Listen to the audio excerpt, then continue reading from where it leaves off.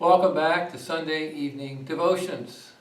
Well, I'm in the nursery of our church, and maybe you remember writing something like this or having your children write it back and forth. Reminds me of the teeter-totter, one way, then the other. Well, that's kind of what happens in our story tonight with 1 Kings chapter 14. You have to understand a little bit what's going on.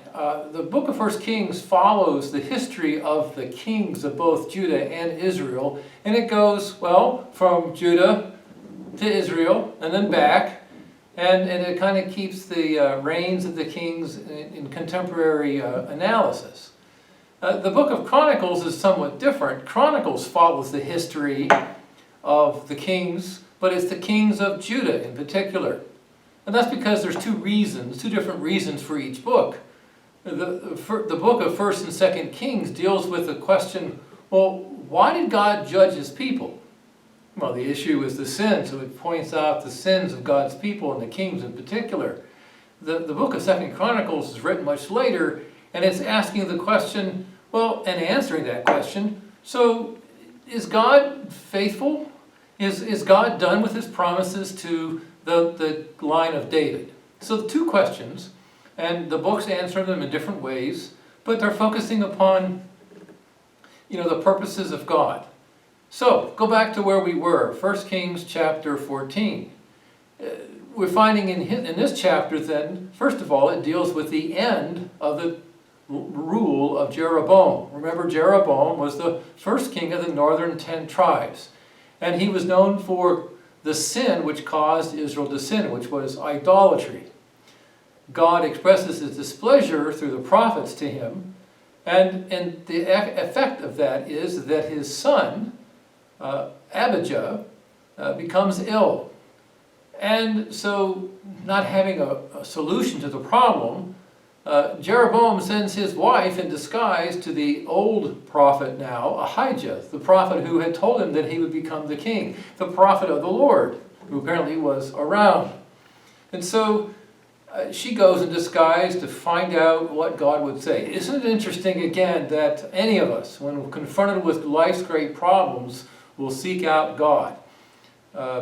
Jeroboam had gone after other gods, in essence, had left the God of Israel, but he wanted to know what was going to happen to his son. It was a difficult time. So he sends his wife in disguise to kind of find out what's going on. Well, Ahijah, though he is old and not of good sight, knows by the Lord's revelation who the woman is, that it's Jeroboam's wife.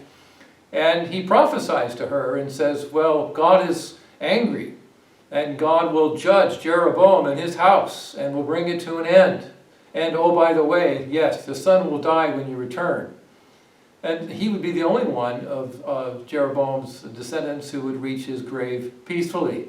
Not a very good news. And so we find then Jeroboam reigns for 22 years and he dies. His son is dead, and so again we'll find out which son succeeds him next. So that's the first part of chapter 14. The second part then, flipping the other way, is the reign then of Rehoboam. Now, Rehoboam, as you may remember, didn't start out so well. He was humbled and didn't like being humbled, and apparently Judah, under his reign, sinned even more grievously than Israel to the north. Israel to the north was in idolatry, but Judah even fell into the sins of the Canaanites, the people that lived the land. And so he reigns for 17 years, less than Jeroboam. And we'll find that that's kind of what happens in many ways. The not-so-good kings of Judah don't reign as long, and he blesses the reigns of the good kings more often than not. But at any rate, so Rehoboam is talked about in his reign and what he did, and then he dies and rests with his father, David, and Solomon in Jerusalem. And so we have the end then of these two particular kings, and we're told that throughout their reigns there was war all along.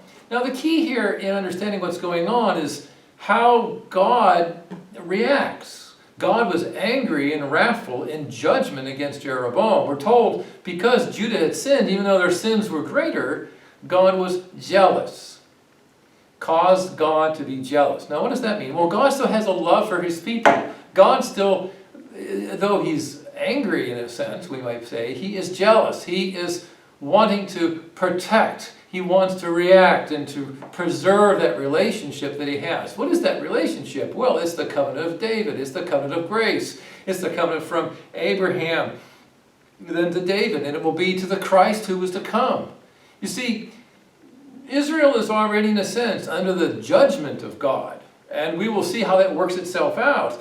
Judah, because of the covenant promises of David, God is in a covenant relationship. He's jealous, he's angry, but he is working to restore that relationship, which of course pushes us forward to the person of Christ. And that's the whole point. We are kept, not because of our faithfulness, and despite our sin, not because we deserve it, but because God is faithful to his covenant. He said he'd be faithful to David. And so he keeps that promise until he would send his son, and through his son he keeps it with his people.